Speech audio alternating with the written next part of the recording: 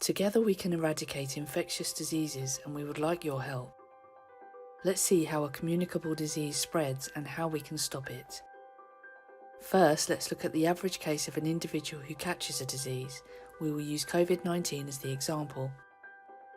First, our healthy person meets an infected person. Our healthy person has now been infected. Although our person is infected, they are not infectious. On average, they continue like this for 2 days. They would test negative at this stage. On day 3, our person becomes infectious. They still feel perfectly fine, but they are now infecting other people. They would continue infecting people for another 2 or 3 days. They would probably now test positive if they took a test. On day 5 or 6, our person starts to feel unwell and develops the symptoms of COVID-19. Following current guidance, they would self-isolate and would not infect anyone else. They would also go and get a test. Our person recovers and after 7 days feels better and is no longer infectious. Now let's see an outbreak happen. Here is a group of healthy people.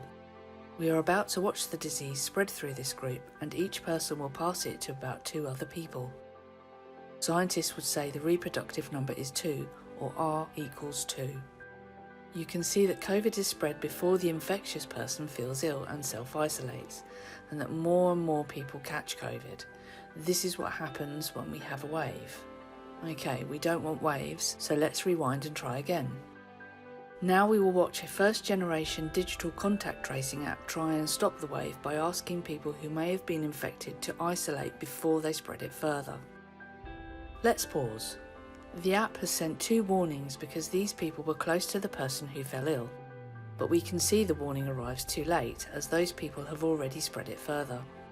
The delay is because the app waits for the first person to test positive before warning the second person. The first generation approach is also inaccurate. 20 people are asked to isolate for every real case of COVID. Here is what that looks like. Let's follow what happens. We see that the first generation app allows the wave to grow, but also causes a lot of disruption. In the UK, we called this a pingdemic. Okay, that's no good. Now let's try that again with Proximus. Proximus is fast and starts reacting when the first person reports symptoms. You can see that Proximus warns the second people to isolate before they are infectious.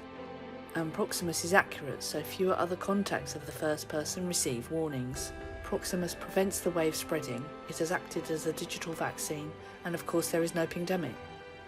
Think of Proximus like a fire sprinkler.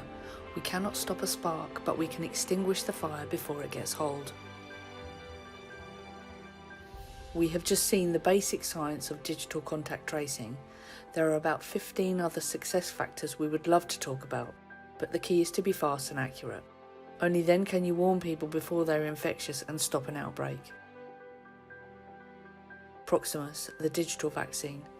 Be fast, be accurate. Help us eradicate infectious disease.